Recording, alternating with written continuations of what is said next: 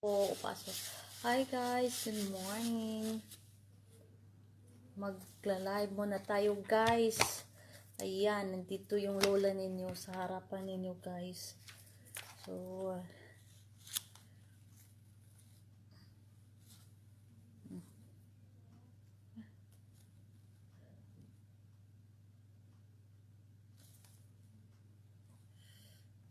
ano? Si Kwasa.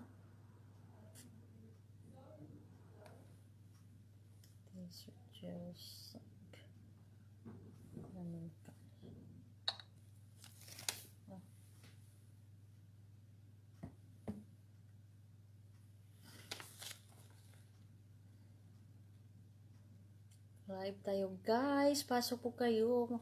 Mga kachika, pasok kayo.